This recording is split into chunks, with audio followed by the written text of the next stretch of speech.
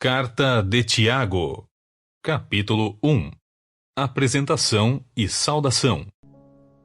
Tiago, servo de Deus e do Senhor Jesus Cristo, às 12 tribos dispersas entre as nações. Saudações. Como atravessar as provações. Meus amados irmãos, considerai motivo de júbilo o fato de passardes por diversas provações, porquanto sabeis que a prova da vossa fé produz ainda mais perseverança. E a perseverança deve ter plena ação, a fim de que sejais aperfeiçoados e completos, sem que vos falte virtude alguma. Como ganhar sabedoria? Se algum de vós tem falta de sabedoria, roga a Deus, que a todos concede liberalmente com grande alegria. Todavia, peça com fé, sem qualquer sombra de dúvida. Pois quem crê com reservas é semelhante à onda do mar, agitada e levada pelos ventos. Não imagine tal pessoa que assim receberá coisa alguma do Senhor, pois é vacilante e inconstante em todos os seus caminhos. Tudo passa e passa depressa. Contudo, o irmão de condição humilde deve gloriar-se em sua dignidade. O irmão rico deve orgulhar-se em sua pequenez, pois ele também passará como a erva do campo, porque o sol se levanta com seu calor intenso e seca a planta. Cai, então, a sua flor, e toda a sua beleza e glória desvanecem.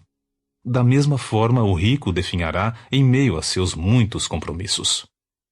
Provação e tentação se diferem. Feliz a pessoa que persevera na provação, porquanto, após ter sido aprovada, receberá o prêmio da coroa da vida que Deus prometeu aos que o amam. Entretanto, ninguém ao ser tentado deverá dizer: estou sendo tentado por Deus. Ora, Deus não pode ser tentado pelo mal e a nenhuma pessoa tenta. Cada um, porém, é tentado pelo próprio mau desejo, sendo por esse iludido e arrastado. Em seguida, esse desejo, tendo concebido, faz nascer o pecado, e o pecado, após ter se consumado, gera a morte. Deus nos gerou para abençoar. Meus amados irmãos, não vos permitais ser enganados. Toda boa dádiva e todo dom perfeito vem do alto, descendo do Pai das luzes, em quem não há oscilação como se vê nas nuvens inconstantes. De acordo com a sua vontade, Ele nos gerou pela palavra da verdade, a fim de sermos como que os primeiros frutos de toda a sua criação. Como viver a palavra de Deus? Assim, meus queridos irmãos, tende estes princípios em mente. Toda pessoa deve estar pronta para ouvir, mas tardio para falar e lento para se irar. Porque a ira do ser humano não é capaz de produzir a justiça de Deus.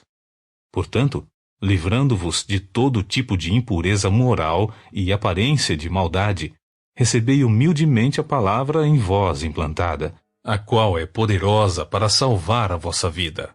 Sede praticantes da palavra e não simplesmente ouvintes, iludindo a vós mesmos, porquanto, se alguém é ouvinte da palavra e não praticante, é semelhante a um homem que contempla o próprio rosto no espelho e, depois de admirar a si mesmo, sai e logo se esquece da sua aparência. Porém, a pessoa que observa atentamente a lei perfeita, a lei da liberdade, e nela persevera, não sendo ouvinte negligente, mas praticante zeloso, será muito feliz em tudo o que empreender. Se alguém se considera religioso, mas não refreia sua língua, engana-se a si mesmo. Sua espiritualidade não tem valor real algum. A religião que Deus, o nosso Pai, aceita como sincera e imaculada é esta: cuidar dos órfãos e das viúvas em suas dificuldades, e especialmente não se deixar corromper pelas filosofias mundanas.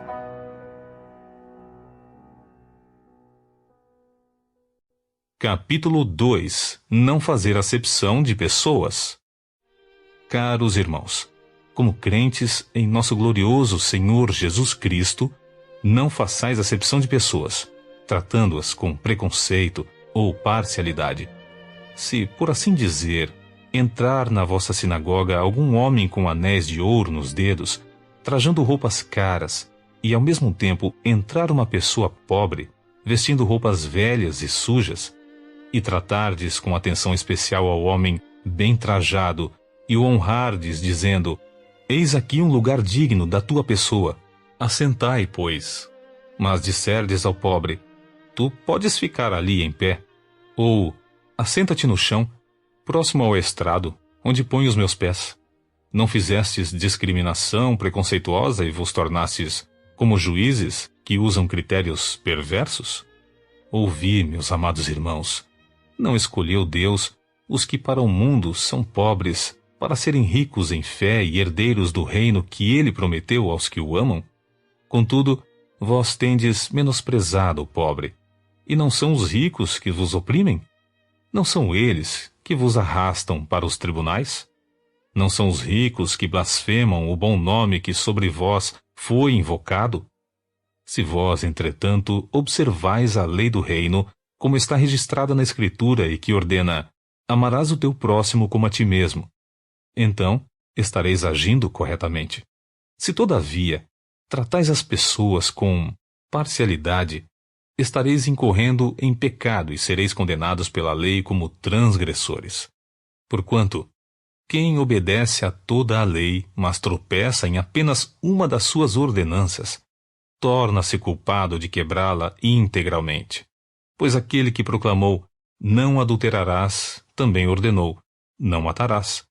Ora, se não adulteras, porém cometes um assassinato, te tornaste da mesma forma transgressor da lei.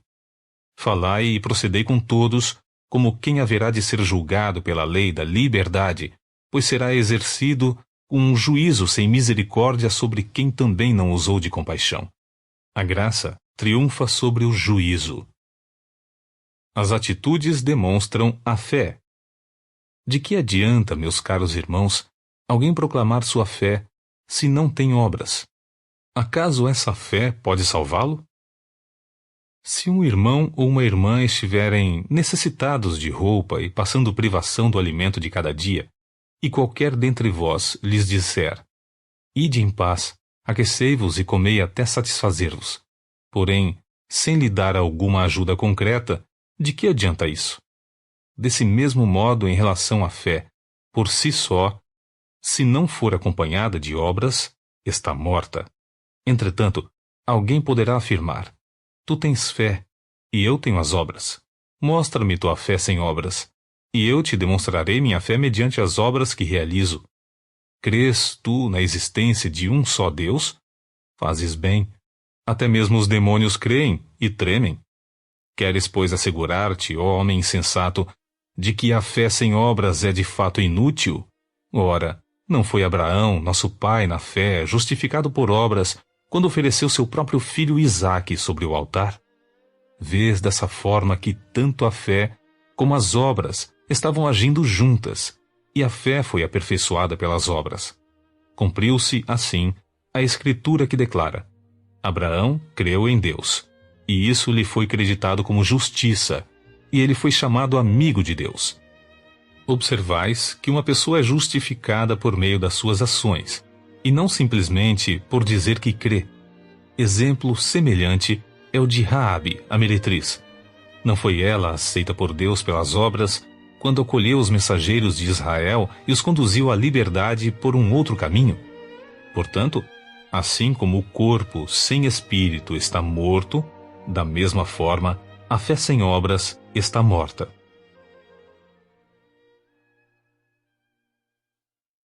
Capítulo 3. Sábio é quem domina o seu falar. Caros irmãos, não vos torneis muitos de vós mestres, porquanto sabeis que nós, os que ensinamos, seremos julgados com maior rigor. Afinal, todos tropeçamos de muitas maneiras. Se alguém não peca no falar, tal pessoa é perfeita, sendo igualmente capaz de dominar seu próprio corpo. Ora, ao colocarmos freios na boca dos cavalos, para que eles nos obedeçam, conseguimos controlar o animal todo. Observai, por exemplo, os navios, embora sejam de grande porte, e impelidos por fortes ventos, são dirigidos por um leme muito pequeno, de acordo com a vontade do piloto. Do mesmo modo, a língua é um pequeno órgão do corpo, no entanto, se vangloria de grandes realizações. Vede como um bosque imenso pode ser incendiado apenas por uma fagulha. Semelhantemente, a língua é fogo. É um mundo de iniquidade. A língua está localizada entre os órgãos do nosso corpo e pode contaminar a pessoa por inteiro, e não somente põe completamente em chamas o curso da nossa existência, como acaba ela mesma incendiada pelo inferno. Pois toda espécie de feras, aves, répteis e criaturas marinhas é possível domar, e, de fato, tem sido domada pelos seres humanos. A língua, contudo, nenhuma pessoa consegue dominar. É um mal incontrolável, cheia de veneno mortal. Com a língua bendizemos o Senhor e Pai, porém, com ela amaldiçoamos nossos semelhantes, criados à imagem de Deus. Da mesma boca procedem bênção e maldição. Meus queridos irmãos, isso não está certo. Acaso pode uma mesma fonte jorrar água potável e água salobre? Ora, meus irmãos, é possível que uma figueira produza azeitonas ou uma videira figos? Assim, também, uma fonte de água salgada não pode jorrar água doce. Cultivemos a sabedoria dos céus. Quem dentre vós é sábio e tem verdadeiro entendimento? Que o demonstre por seu bom proceder cotidiano, mediante obras praticadas com humildade que tem origem na sabedoria. No entanto, se abrigas em vosso coração inveja, amargura e ambição egoísta, não vos orgulheis disso, nem procureis negar a verdade, porquanto esse tipo de sabedoria não vem dos céus, mas é terrena, não é celestial, mas demoníaca. Pois onde existe inveja e rivalidade, aí há confusão e todo tipo de atitudes maléficas. Porém, a sabedoria que vem do alto é antes de tudo pura, repleta de misericórdia e de bons frutos, imparcial e sem hipocrisia. Ora, a justiça é a colheita produzida por aqueles que semeiam a paz. Capítulo 4. Nossa guerra contra as paixões. De onde vêm as batalhas e os desentendimentos que há entre vós? De onde, senão das paixões que guerreiam dentro de vós? Cobiçais e nada tendes, matais e invejais, porém não conseguis obter o que desejais. Viveis a brigar e a promover contendas. Todavia, nada conquistais, porque não pedis. E quando pedis, não recebeis, porquanto pedis com a motivação errada, simplesmente para esbanjardes em vossos prazeres. Adúlteros! Ou não estáis cientes de que a amizade com o mundo é inimizade contra Deus? Ora, quem quer ser amigo do mundo, torna-se inimigo de Deus. Ou imaginais que é sem razão que a Escritura afirma que o Espírito que ele fez habitar em nós zela com ciúmes dos seus? Todavia, ele nos outorga graça ainda maior. Por isso, declara a Escritura: Deus se opõe aos arrogantes, mas concede graça aos humildes. Portanto, sujeitai-vos a Deus, resisti ao diabo, e ele fugirá de vós. Achegai-vos a Deus, e ele acolherá a todos vós. Pecadores, limpai as vossas mãos, e vós que tendes a mente dividida pelas paixões, purificai o coração, entristecei-vos, arrependei e chorai. Abandonai o riso fácil e pranteai. Trocai a vossa euforia pelo pesar. Humilhai-vos na presença do Senhor, e ele vos exaltará. Não julgar ou falar mal dos irmãos. Caros irmãos, não faleis mal uns dos outros. Quem se põe a falar contra algum irmão ou passa a julgar o seu irmão, acaba protestando contra a lei e a julga também. Ora, se passas a julgar a lei, cessas de obedecê-la e assumis a posição de juiz. Um só é o legislador e juiz, aquele que pode salvar e aniquilar. Tu, no entanto, que és para julgar o teu semelhante? Submeter nossos planos a Deus. Agora, prestai atenção, vós que aclamais. Hoje ou amanhã, iremos a tal cidade, lá nos estabeleceremos por 1 ano, negociaremos e obteremos grande lucro. Contudo, vós não tendes o poder de saber o que acontecerá no dia de amanhã. Que é a vossa vida? Sois simplesmente como a neblina, que aparece por algum tempo e logo se dissipa. Em vez disso, devíeis afirmar: se o Senhor quiser, viveremos e faremos isto ou aquilo. Entretanto, estais agora vos orgulhando das vossas capacidades, e toda vanglória como essa é maligna. Refleti sobre isso, pois quem sabe que deve fazer o bem e não o faz, comete pecado. Capítulo 5. Advertência aos poderosos. E agora, prestai atenção, vós, os ricos.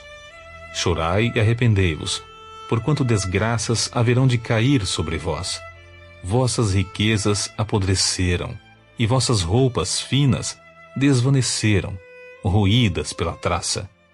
Vosso ouro e vossa prata, todos estão oxidados, e a ferrugem deles testemunhará contra vós, e assim como o fogo vos devorará a carne. Tendes acumulado bens demais nestes últimos tempos. Eis que o salário dos trabalhadores que ceifaram os vossos campos, e que vós, desonestamente, deixastes de pagar, está clamando por justiça, e tais clamores chegaram aos ouvidos do Senhor dos Exércitos. Tendes vivido regaladamente sobre a terra, satisfazendo todos os vossos desejos, e tendes comido até vos fartardes, como em dias de festa.